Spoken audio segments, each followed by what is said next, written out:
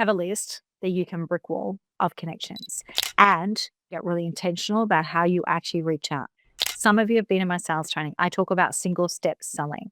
Don't ever try to sell in more than one product, right? Ever. So that's the starting point of brick wall strategy. I hope that that helps. And just doing that activity alone, for those of you who choose to do it, will actually get you further than most people.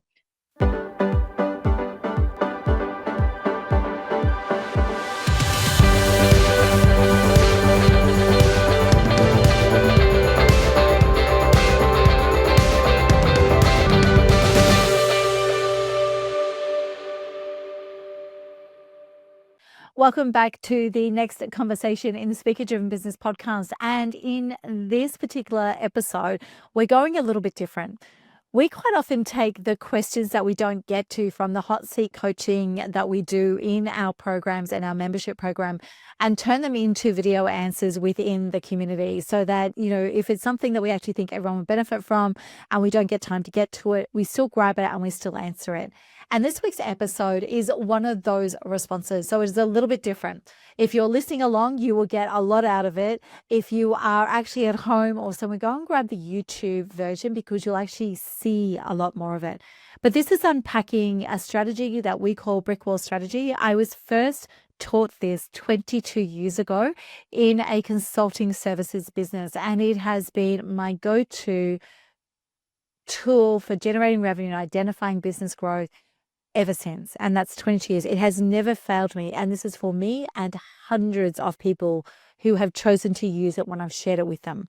So it came up within our membership group the other day. I wouldn't normally share it to the public, but I also know that so many of you in this audience are wishing they had enough to invest, are wishing they had enough to engage a coach, are wishing they had enough to pay someone to do the collateral, are wishing they had enough revenue to hire a VA and all that sort of stuff. So I made a decision that I would share this with all of you. This is the first time I've ever shared it outside of our programs, and the first time I've definitely shared it outside of the people that I work with. It is incredibly powerful. It is a straightforward strategy. It will work for your speaking business, your training business, your educator business, your consulting business, your coaching business. And the only thing that I ask is that should you choose to do it, because it is incredibly powerful. I haven't given you the entire strategy. This is the core of it. So there are bits before it and bits after it, but this is the core of it. And if you have any kind of smarts about you, which I know most of our audience does, then you will be able to do enough to generate sales or connection or leads. And the only thing that I ask of you, because we are sharing this outside of our group, is that number one, if you choose to use it, you do so only for your personal benefit and you don't pass it off as your own work. So if you choose to share it with others, please do ensure that we are referenced, but specifically myself, Jacqueline Brooker, and also Speaker Driven Business Podcast. The second thing is, if you do use it, please pop into the Facebook group, Facebook community, Speaker Driven Business community on Facebook. The links are in the show notes. And please ensure that you let us know how it goes and the difference that it made for you. So for a slightly different conversation this time, unpacking one of our core strategies to really change the game when it comes to sales and revenue, please do pay attention, do listen. And I hope that you take something incredibly powerful away from this that will change your sales game forever. Hey there, just jumping in this week's sales and marketing call. When I mentioned brick wall strategy, there was a lot of questions in the chat asking what was brick wall strategy and all that sort of stuff.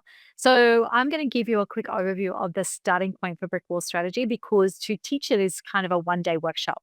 But brick wall strategy, I'm going to start with how we learned it.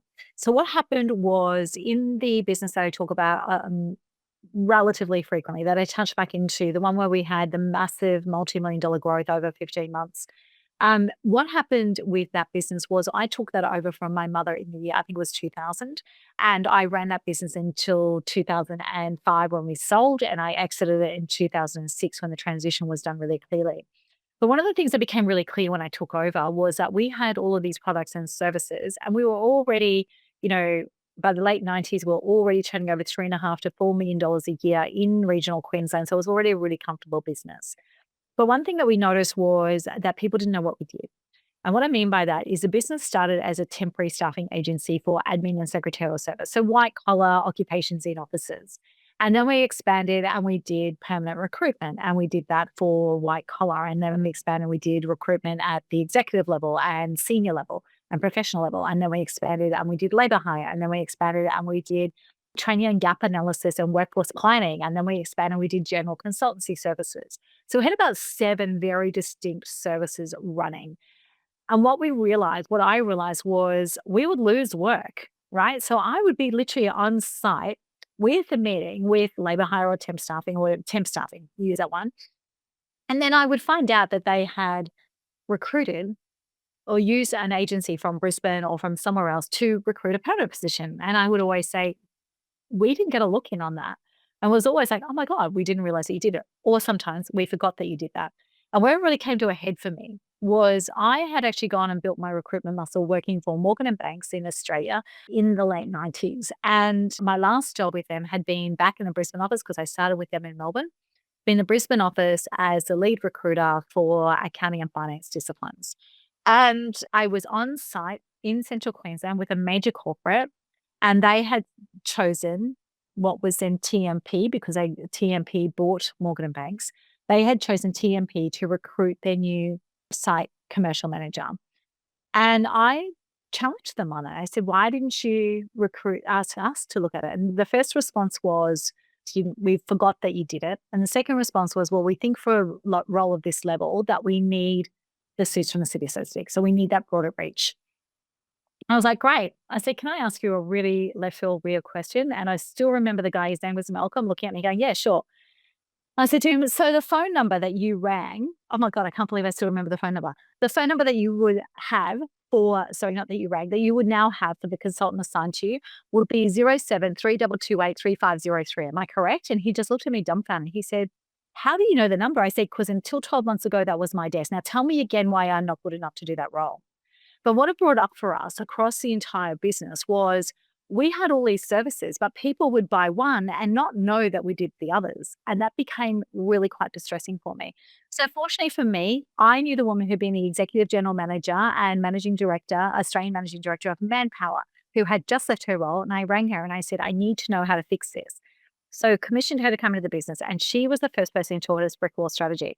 Now, this was actually taught to us as a recruitment and labor hire business. I'm going to draw it out for you right now as that person, and then I'm going to do an adaptation of it. And this will give you your starting point. So particularly for, I think Christine Wan mentioned, going to your current contacts and actually thinking about them and leveraging them. And as I said, it's just a reconnect to start with. It's not like going full in sales mode. But this will change your entire freaking game. And this is one of the biggest keys behind our monumental organic growth. Can I repeat that again? Organic growth, right? So if you are dealing with corporates, this should be your freaking superpower. And if you are dealing with founder-led businesses that are more than $3 to $4 million in turnover, this can also be your superpower.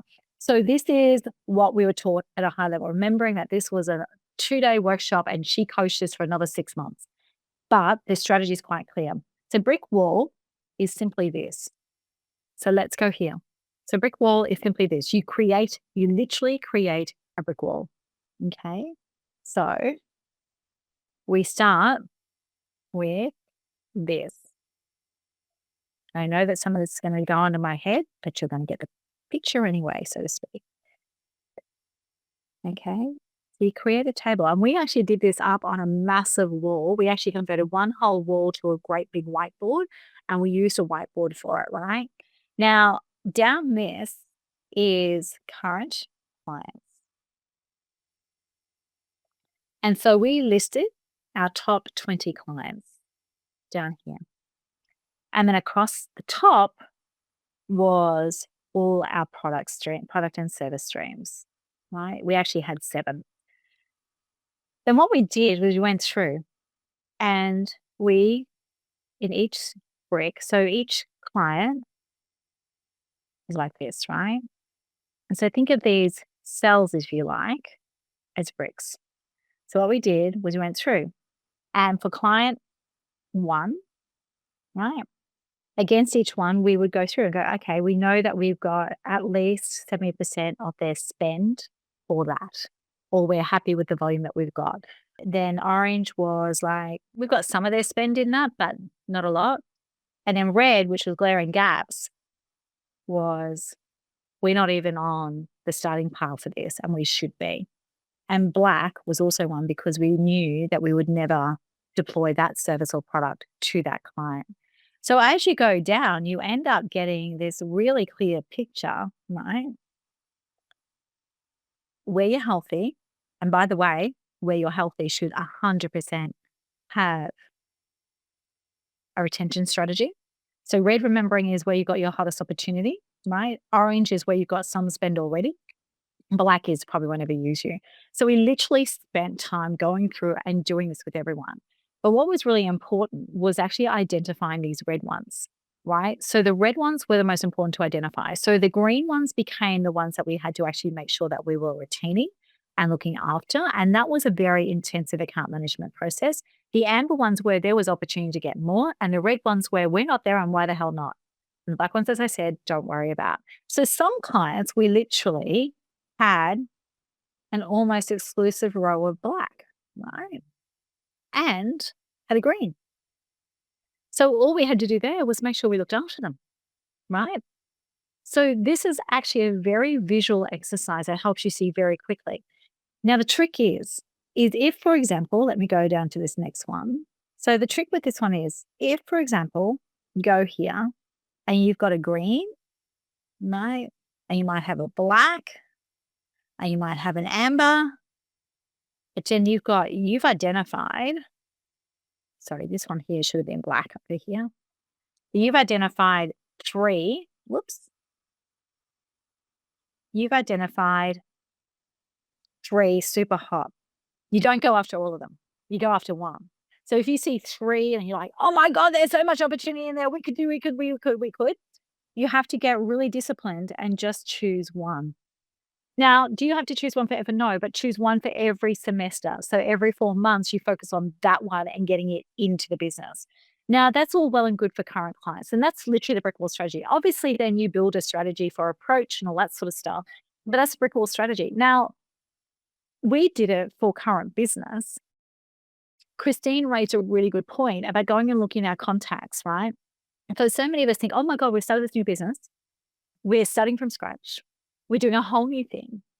And we forget to tell the people already now, well, what we're doing now, right? So if you are thinking that you're not this established, go and do it with all the contacts that you have from over your career, cash capture, right?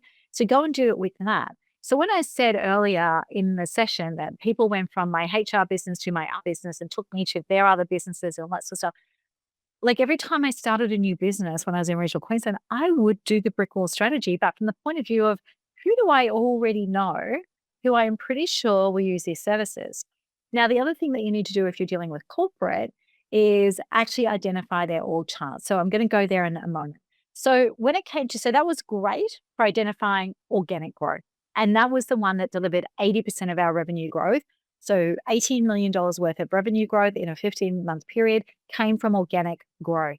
No leads, no advertising, no BD, no sponsorships, no massive strategies. Literally from doing brick wall and then intentionally pursuing. So that is really good for organic growth. We've already got something happening and you know that there are the areas.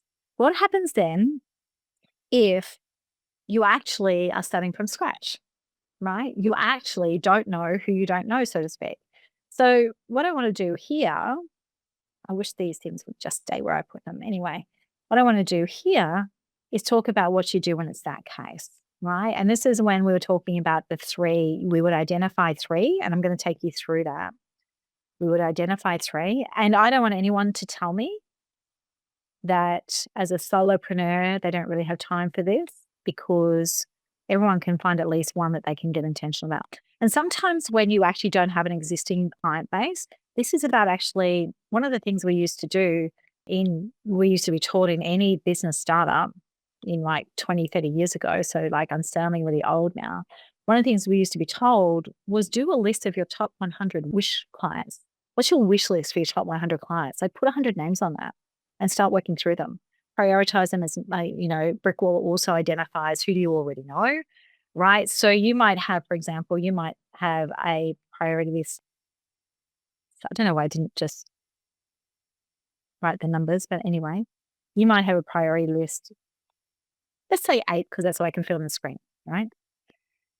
You've got all your services, but there's an extra column in here. Who do I already know? Right? And so if you already know someone, it's just a matter of putting a tick in or a cross, whatever it might be. So then you actually prioritize. And anyone with a tick or a cross or a 1 or whatever it might be, and that gets sorted, so they're in your top priority. And then it's a matter of assessing where you think opportunities are, right? Blue, I'll explain this in a minute. Black, right? So red is always your top opportunity. And that's where you're going to get intentional. But the other thing that you need to do if you're dealing with corporates is you actually need to map the org chart. So as I said, when we were doing this at MG's, at my recruitment business, because we were well established and had massive market share. Okay, so what we would also do, let me just make it easier for myself, it's once we identified who we were going after, we would get the 3. So the organization down here. So target A, target B, target C. And across here, we would map key positions. So key position 1, key position 2, key position 3, key position 4, right? And how we would do that, you have a LinkedIn now, nothing better than a great org chart. And some of the org charts came off the back of the truck, so to speak, but find your key decision makers, right? So key person 1, key person 2, key person 3, identify them, right? Make sure you know who they are. Go with the one product that you've decided to go with up here and start building relationships. Now, in a bigger organization, we built that down. So I was always with the C-suite. My senior business developer was always with the ELT and the SLT. My senior consultants were always with the people actually making the decisions, the decision makers, but sometimes that was actually line level. And someone in there would have to have a relationship with the HRD. And then the frontline order, so the frontline managers had relationships with the para consultants. So we actually cascaded it and everyone had a point of contact. If you are a solopreneur, which many of us are, or just a small team, then obviously you're not going to do that, but you will decide how you're going to actually reach out and make connection with these people. So that's actually what this looks like. All of you have a list that you can brickwall of connections, and all of you can get really intentional about how you actually reach out. The key is this. Some of you have been in my sales training. I talk about single step selling. The big key is don't ever try to sell in more than one product, right? Ever. So that's the starting point of brick wall strategy. I hope that that helps. And just doing that activity alone, for those of you who choose to do it, will actually get you further than most people. You don't have to do this account management philosophy plan that's here unless you've already got a team. But doing this one here, right? Who do you currently know? That one will change your game and open opportunities that you didn't actually realize existed. Now, obviously, for each product and service, you need to understand who it is that you're going to talk to. It's a whole different conversation, but this is a really good way for you to identify where you've actually got the ability to generate work cash connections straight away. So I hope that's helped everyone. I'm looking forward to hearing what you do with it. Please do drop questions in the chat below. When it comes to actually asking me what are the scripts and what are all the things, we don't have those collated yet, and they're not part of this month's program. But what I do want to do was actually just show all of you what brick wall strategy starts with and looks like.